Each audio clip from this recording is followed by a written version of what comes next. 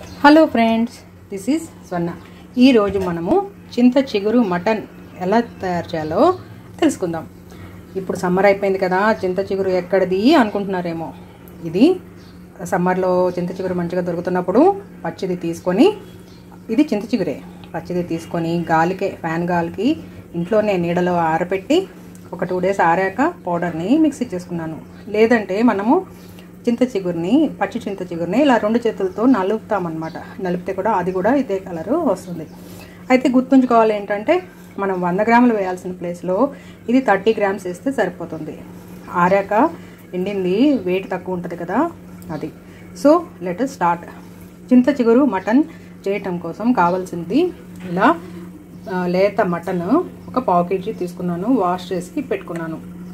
2-3 ఉల్లిపాయలు ఇలాగా చిన్న ముక్కలు కోసుకున్నాను. పచ్చిమిర్చి స్ప్లిట్ చేస్తే సరిపోద్ది, ఇవి చాలా పొడవుగా ఉన్నాయని 2గా కట్ చేసుకున్నాను. చింతచిగురు ఇది పావు ఉంటే, పచ్చి చింతచిగురు అయితే మనము 100 grams వేసుకోవాలి. కానీ ఇది ఇప్పుడు డ్రైది లైట్ వెయిట్ అయిపోయింది కాబట్టి 30 grams తీసుకున్నాను.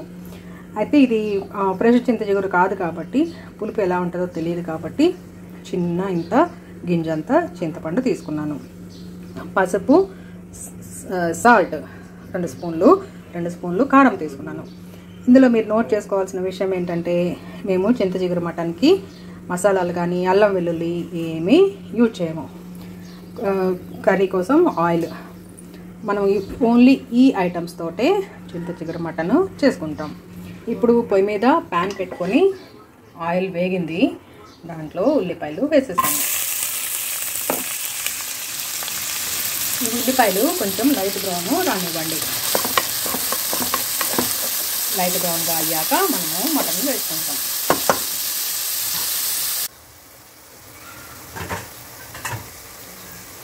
ఉల్లిపాయలు వేగిపోయాయి కదా, ఇప్పుడు మటన్ వేసేయండి.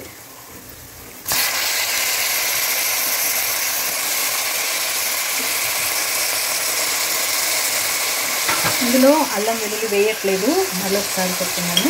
ఈ కారం వేసేసి పసుపు సాల్ట్ కూడా వేసేసి తిప్పి మూత పెట్టి వదిలేయండి. మనకి మటన్లోంచి వాటర్ వస్తుంది, దాన్నే మేము నీళ్ళు అంటాము.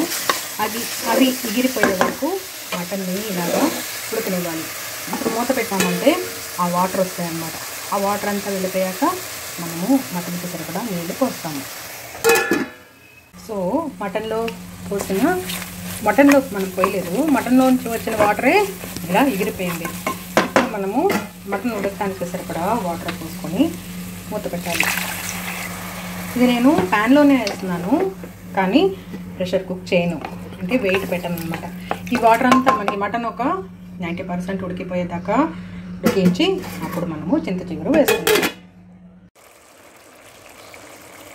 ఇదిగోండి, మనకి మటన్ మంచిగా ఉడికిపోయింది.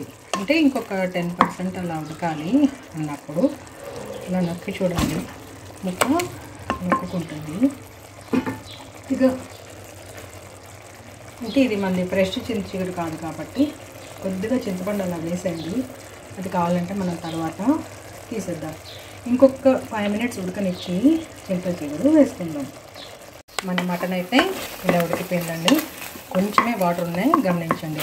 చింతచిగురుకి ఎక్కువ వాటర్ అవసరం లేదు. మనం వేసిన చింతపండు కావాలంటే ఇప్పుడు తీసేసుకోవచ్చు, లేదా పుల్లగానే కావాలంటే అలాగే ఉండనియండి. కలిసిపోయింది. ఇది నాది డ్రై చింతచిగురు. గుర్తుంచుకోండి, పచ్చి చింతచిగురు అయితే మనము 1:2 అంటే 1 మటన్ ఉంటే హాఫ్ చింతచిగురు వేస్తాం. 1/2 kg మటన్ ఉంటే 100 grams చింతచిగురు వేసుకుంటాం. అయితే ఇది నాది డ్రైది కదా, ఇది 30 grams ఉంది. ఈ చింతచిగురుని ఇలాగా వేసేస్తున్నాం.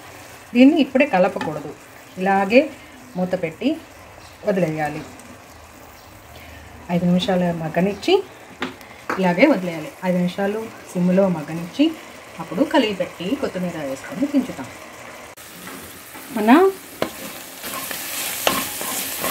చింతచిగురు మటన్ మగ్గిపోయింది. దాన్ని చక్కగా ఇలా కలిపేసి ఇంకొక 2 minutes పొయ్యి మీదే ఉండనిచ్చి ఉప్పు చూసుకొని, ఉప్పు కారాలు ఏమన్నా పడితే ఏమో చూసుకొని కావాలంటే వేసుకొని